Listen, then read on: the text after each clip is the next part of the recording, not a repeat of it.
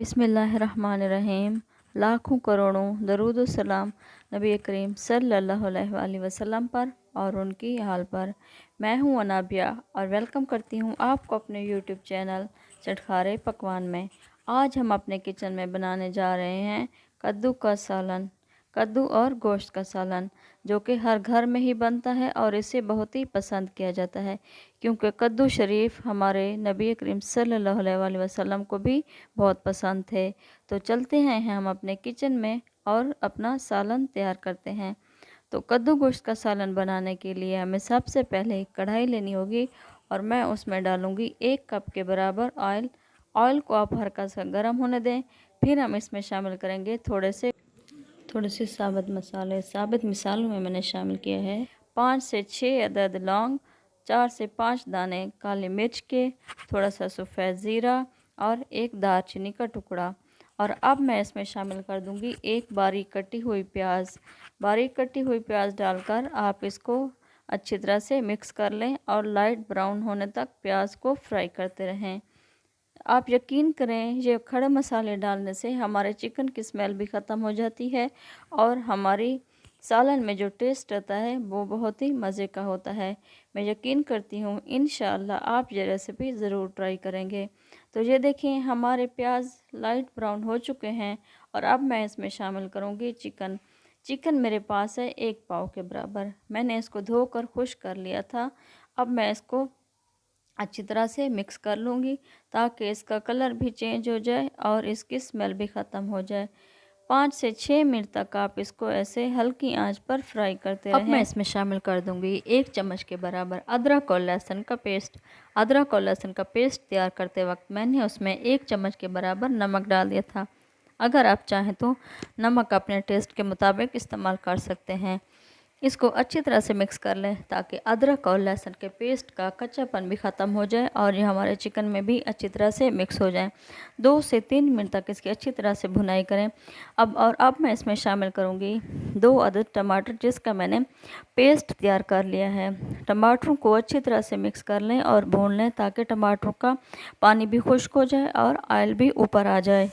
ये रेसिपी बनाने का मकसद मेरी उन बहनों के लिए है जिन्हें कुकिंग करना बहुत ही मुश्किल लगता है और वो नई नई सीख रही होती हैं, या मेरी वो बहनें जो स्टडी कर रही होती हैं और उन्हें कुकिंग करना बहुत ही मुश्किल लगता है और उनके पास टाइम भी नहीं होता। तो मेरी ये रेसिपी देखकर आप इंशाअल्लाह ज़रूर ट्राई करेंगे।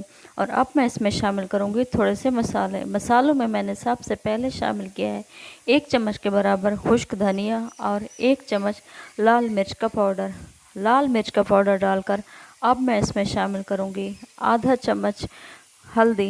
हल्दी डालकर हम इसको अच्छी तरह से मिक्स कर देंगे और 5 से 6 मिनट तक हम इसकी अच्छी तरह से भुनाई कर लेंगे ताकि हमारा चिकन थोड़ा सा नरम हो जाए और ये सारे मसाले इसमें अच्छी तरह से मिक्स हो जाएं। और 5 मिनट तक हल्की आंच पर इसकी भुनाई कर लेंगे ताकि ये सारे मसाले इसमें शामिल हो जाएं और हमारा चिकन भी थोड़ा सा सॉफ्ट हो जाए और ऑयल भी ऊपर आ जाए। ये देखिए, मैंने 5 मिनट तक इसकी अच्छी तरह से भुनाई कर ली है और ऑयल भी ऊपर आ चुका है। और अब मैं इसमें शामिल कर दूँगी कद्दू की सब्ज़ी, जिसको मैंने धोकर बड़े मोटे टुकड़ों में काट लिया था। कद्दू मेरे पास आधा किलो के बराबर है।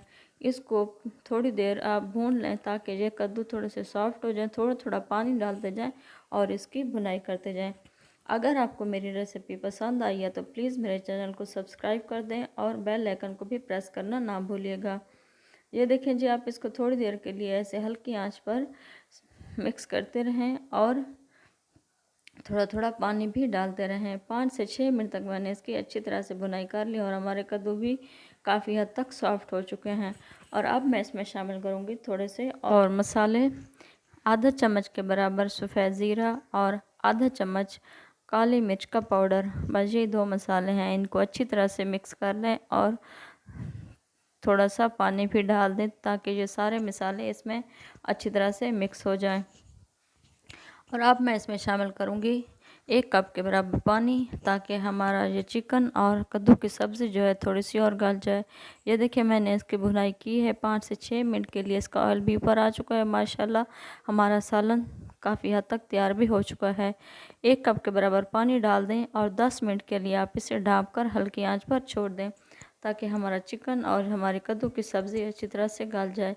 10 मिनट के बाद आप चेक करेंगे, इंशाल्लाह हमारी ये सब्ज़ी रेडी हो चुकी होगी। अगर थोड़ी सी कद्दू की सब्ज़ी कच्ची रह जाए, थोड़ा सा और पानी शामिल करके आप अपनी सब्ज़ी को अच्छी तरह से पका लें। ये देखिए 10 मिनट के बाद मैंने अपना सालन चेक किया और माशाल्लाह से रेडी हो चुका है और हमें इतना ही शोरबा चाहिए था। और अब मैं इसके ऊपर डालूँगी थोड़ा सा गरम मसाला, आधे चम्मच के बराबर। आधा चम्मच आप इसमें थोड़ा सा गरम मसाला डाल दें। ये देखिए हमारा सालन माशाल्लाह तैयार हो चुका है और उम्मीद करती हूँ इंशाल्लाह आप भी ज़रूर ट्राई करेंगे और मुझे कमेंट्स बॉक्स में भी बता दिया करें कि आपको मेरी रेसिपी कैसी लग रही है और लाइक भी कर दिया करें। ये देखिए हमारा सालन माशाल्लाह बहुत ही मज़े का तैयार हुआ है। इंशाल्लाह आप भी ज़रूर ट्राई करेंगे। तब तक आप अनाबिया को दुआओं में याद रखिएगा। मिलते हैं हम अगली रेसिपी में। तब तक अल्लाह निगहबान, अल्लाह ताला आपको अपनी ज़बान में रखे। अल्लाह हाफिज़।